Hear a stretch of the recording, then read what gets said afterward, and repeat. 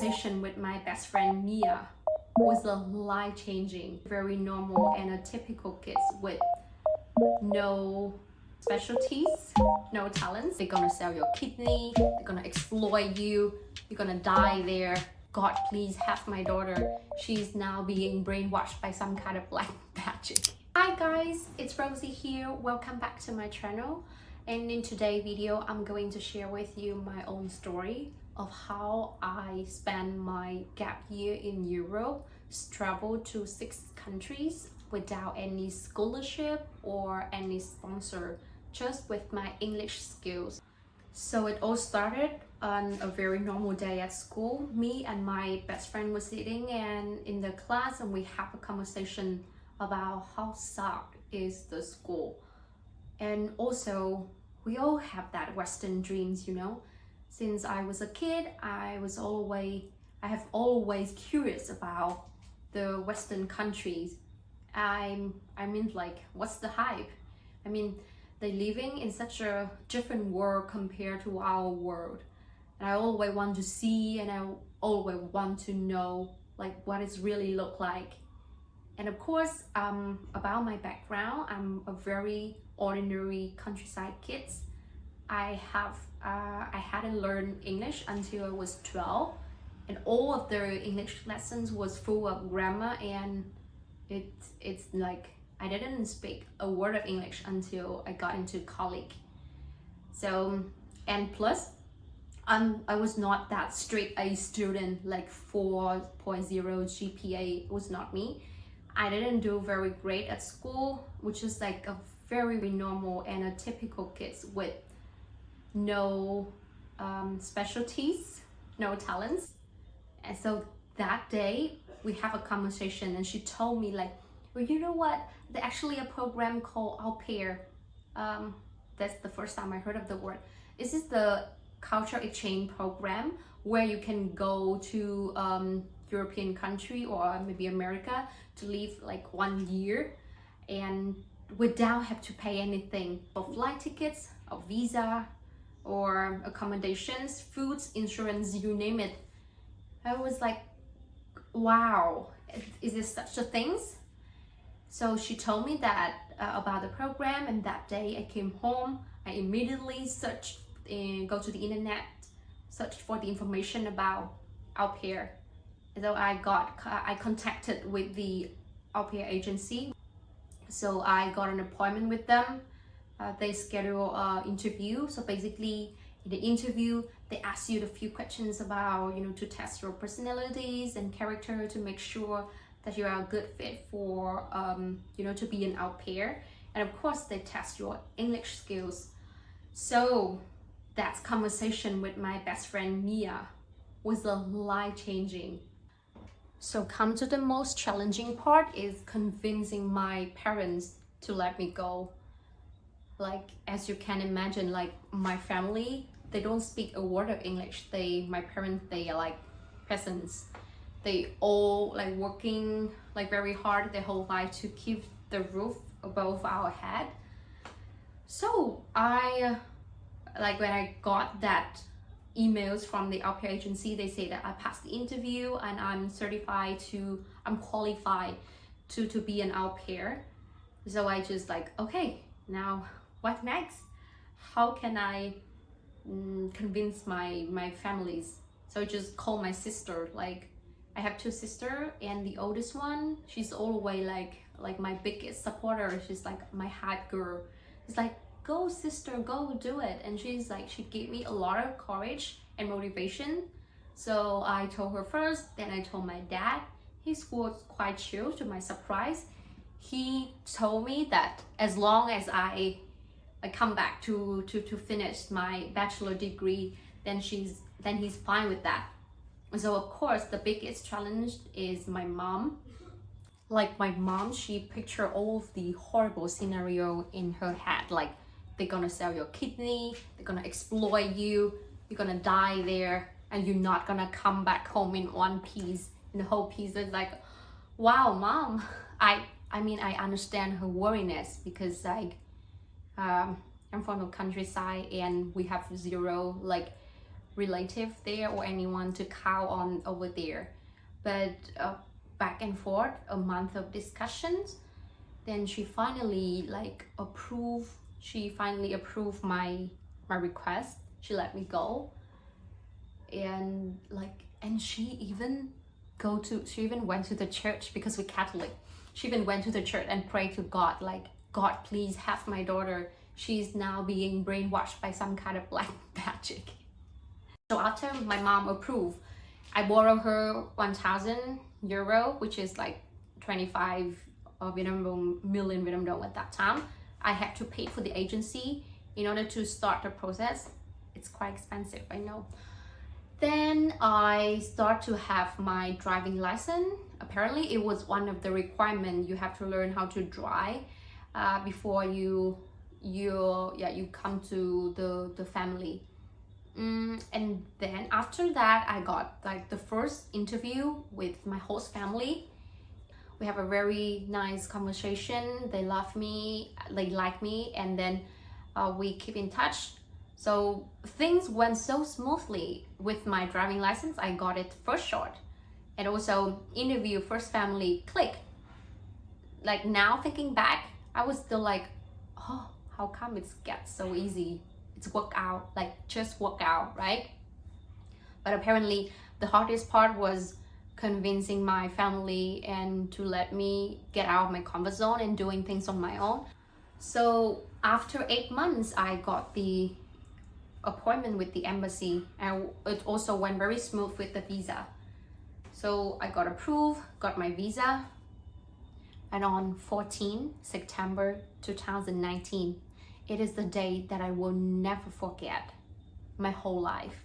The day that I fly from Hanoi to Brussels, it's the life-changing at that day. And I have never been abroad before that day. It was the first time I fly abroad, and I fly half across the globe. It was so crazy. Then I landed in Brussels. My host family, they came to pick me up. God, they are the sweetest things that ever happened. They came pick me up with a balloon in their hair. And the boy that I take care of, he's so sweet. He came to pick me up, and he gave me a kiss. We have a very playful and a conversation in the car. I came to their house. I stepped in the room, and I immediately felt like home. They had everything. They even have teddy bear, fresh flowers. And what is make me feel touching the most is when they have my name. They have my name on the profile picture of the Netflix account. They made everything. It's just a very small things, but those things have made me feel like I belong here, and this is my home. So everything was very easy with them, and I started to travel around. And the first country beside of Belgium was the Netherlands, because the family, they are Dutch, so they visited their parents once in a week. So I just tag along and go with them. And their parents also the kindest and sweetest people, because as Vietnamese culture, I call them Oma and Opa is same as grandparent in Vietnamese, because I feel it's so rude to address them by name. So it was Belgium, next Netherlands, the second country. The third country was Paris, and it was a dream come true. At a very young age, when I saw Paris, I told myself, I want to be there. I have to be there someday. So that day, when I stand in front of the Eiffel Tower, I couldn't believe it myself. I have to pinch myself. I even cry. If you look at this picture, it was so emotional for me to be in Paris. So speechless. Now I'm telling you this story, I can still feel that feeling inside me when something that you have long hoped for and dreamed for, and that finally happened. So let's talk a bit about what do I do for the family in order to get all of those benefits and perks, right? So as the au pair contract, I need to work 20 hours per week, which is like 4 hours per day. So basically every day I wake up at 7:30 and I prepare for the boy to get ready for the boy to go to school. And I came back home to walk the dog because they have one dog called Missy. Just that, and then I will have the whole day free for myself. I can do anything I want until like 4:30 p.m. in the afternoon. Then I have to pick him up from the school, so babysit him for 1.5 hours, and until like 6 I will start to make dinner. And because I love to cook, I only need to cook like 2 to 3 times, maybe not that 3 times per week, but because I love to cook and my host family, they love my food so much. That's why like I enjoy the cooking part. So in my free time, I went to, you know, like a Facebook group. They have Aupair community there. I made friends with some people. The first girl I made was like a Thai girl, and we're still friends until this day. And then from my pocket money, I got 450 euro per month as the out allowance, equivalent with like 12 million something in Vietnam dong. So I got that money to travel. And the next country after Paris, after France is Switzerland. It's like a very posh and an expensive country in Europe to travel. But because I got invited from the previous au pair of that family, so she invited me there. I took a Flixbus to Zurich, and then I spent I think 3 or 4 days there. Switzerland was really cool, but it's not really my favorite. So yeah, that's like technically like the 5 first month in Europe. Like each month I travel to a new country. It is so easy to travel to new country there because they have Schengen visa. So after Switzerland, I made the trip to Rome, Italy, and Cinque Terre. It's like an island of Italy, and it's my most favorite, the best trip I have made there. Because I got that trip as the birthday gift from my host family. And then after the Italy trip, it was COVID. The COVID hit. I didn't get to travel anywhere until like June of 2020. So we made a road trip to Andalusia, Spain, in Almeria, because my host family, they have a house there, like their vacation house. So they came there like every time they have you know, like long holidays. So I came there with them, and I visited most of the southern part of Spain, Sevilla, Cordoba, Almeria, and like all of the Andalusia part. I've seen a lot. I was supposed to go back to Vietnam in August of 2020, but the situation was still like really bad, so I couldn't go back. And I have to put myself on the wait list for the embassy and wait for them to put my name on the rescue fly list. At some point I got like really homesick, especially when it's come to Tet holiday, when I see all of friends, they gathering with their family. Like I was calling my dad on the phone and crying with him and told him that I miss home so much, but I couldn't go back. It was so cold. It's like snowing a lot. Like it's really dark. Like I feel myself like kind of depressed at that moment. Even though my host family like are really supportive. Like they're the best family that I could ever ask for. They give me all the support, all the love, and like worse, at that time my skin got like a breakdown. I don't know, because like, and I even got my first heartbreak. And it was really tough time. It was like really tough time for me. I miss my home, I miss my friends and family, I miss everyone in Vietnam, I miss my life there. But I just couldn't go back. Like, you know, you're so frustrated when you just cannot do anything to make the situation better. And during that time, I tried to make myself busy by, you know, like I get the IELTS exam in Amsterdam. like prepare for the exam for like 2 months. I got like the exam in Amsterdam, and then after that I learned Chinese by myself, by the internet. Like I searched on the internet, and then I found like a Chinese friend to help me practice. Like I teach her English, she teaches me Chinese. So yeah, that's basically what I did during the quarantine time, and during the time that I waited for my rescue flight. So after like 8 months, I got the call from the embassy. They informed me that I got on the list. It was kind of a bitter and sweet moment. Like you've been waiting for it for so long, but then when it's happened, you say, oh, I don't know if I want to go back.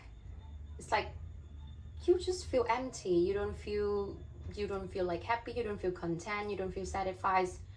Like half of me want to go back, because I think that I have finished the journey here and experienced what I needed to experience. I need to go back to my life in Vietnam, and but the other half of me, I have grown a part of me attached to that family and the life in Belgium. So they like, oh, I don't want to go back. So many people have asked me like, so why didn't you just stay? Why didn't you stay in Europe, and after a while you could get a citizenship? And it's just not what I want. And for me, deep down, I love my country. I love my life in Vietnam. And I know that I only felt belong when I'm in Vietnam. Europe is just an experience. It's just an episode of my 20s. And of course, I told my parents that I go back to complete my university degree, and I took that very seriously. Also, I don't want to waste 3 years of my times for nothing. So that is how I made my way to Europe, spend my 2 gap year in 6 countries. And to be honest, that is the story that I proud the most about myself. Like now, if somebody come to me and ask what make you proud of yourself the most, that would be a 19 years old girl for the first time ever have the gut, have a courage to step out of her comfort zone, chasing her dream, even though it sounds so crazy, unrealistic, and everyone around her just say no. It's like a big no, like all the noises, all the voices around her was like no. And if I can come back and tell 20 years old version of myself, I would say I would so proud of her. I'm so proud of her, of the person that she become. I cannot thank her enough for being consistent and having trust in herself. So I think we are all set for today, and that is my story, how I made it to Europe and traveled to 6 countries during my 2 gap years without any sponsor scholarship. Hope you find this story helpful, motivates you, or you come across this story when nobody have trust in you. And I hope that you will always be the biggest supporter of yourself, because if you don't, no one else will do that for you. So thank you so much for watching this and listen to my story. I hope you have a good night. Bye bye.